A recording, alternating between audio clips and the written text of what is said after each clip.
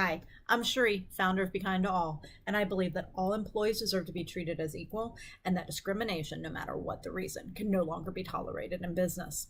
This week, we're going to continue our discussion on employee engagement. Now, I want to give you a great statistic here at the beginning that 80% of the time when somebody leaves the company, it's due to their manager. It's how their manager is working with them, what their manager's paying them, all the different reasons, because people are leaving people, not specifically the company. Now, employees are seeing these problems. They're telling human resources, but human resources is not helping them. And they see no other way than to quit. So in 2018, the Center for Disease Control data is showing that suicide rates have increased in the United States from 1999 to 2018 by nearly 30%.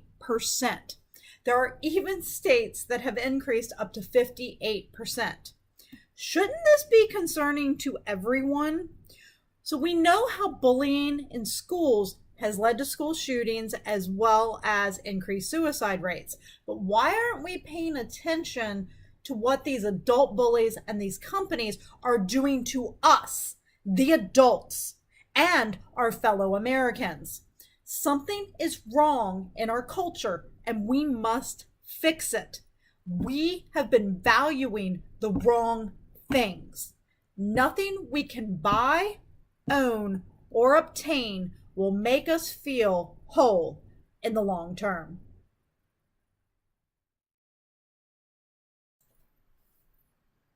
Here's a great quote by Jim Carrey. Getting to the place where you have everything everybody has ever desired and realizing you are still unhappy. Think about that for a moment.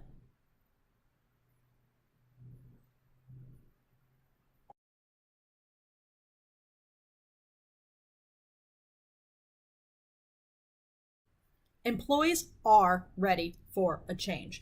They no longer want to put up with these bad company cultures and these adult bullies within these jobs. They want the world to see that this type of behavior is not productive and we need to go to a better business model.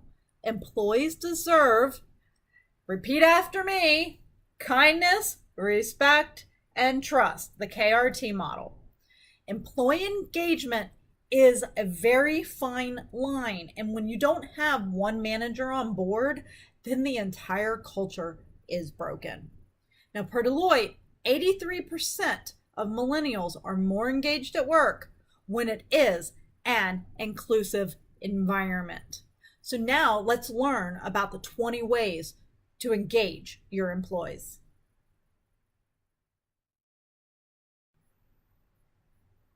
These 20 ways fall neatly within the KRT model. So let's start with kindness. Stop yelling and screaming. Stop allowing adult bullies. Listen more. Connection and inclusion. Managers need to make employee success their goal. Encourage and not command, and be open-minded and allow for new ideas. Under respect, we need to stop allowing the discrimination. It's time. There's no reason for it in today's day and age. We need to communicate the truth. Stop playing favorites. Favoritism had its time. It's gone. Let's start going for people who can do the jobs. Always praise in public and scold in private. Never, ever talk badly about an employee in front of other employees. Managers need to admit when they're wrong because we are all going to make mistakes. Give credit when it's due and make it personalized. And be clear on what type of performance your company rewards. Lastly, under trust, this is where we're headed to is flexibility, not just 9 to 5, maybe a 4-day work week. And in fact, there was just an article out just the other day on this. And time off for volunteering. It is important that we work with our communities to make our communities better, especially in the smaller rural communities that really have not had a lot of funding in the past few decades. Transparency, advancement in learning opportunities, follow through from management, collaboration, and of course, challenge.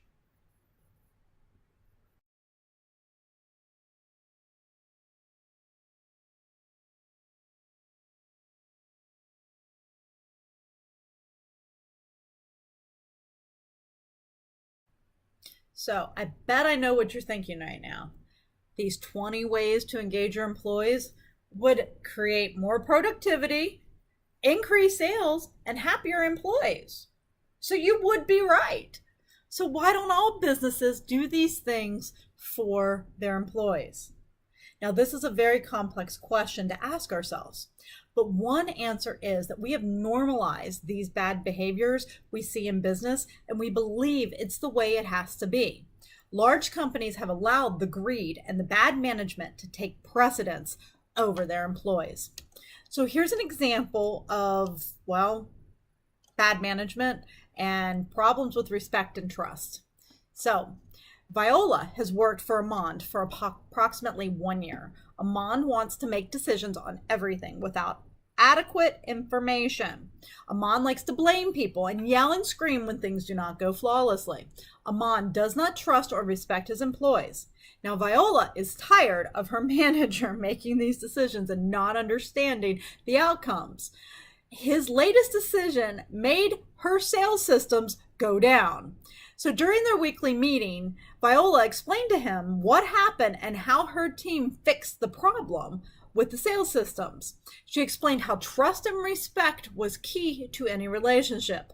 Amand took offense to the discussion, told Viola that trust and respect has nothing to do with business, and she needed to go and do her job and stop making waves.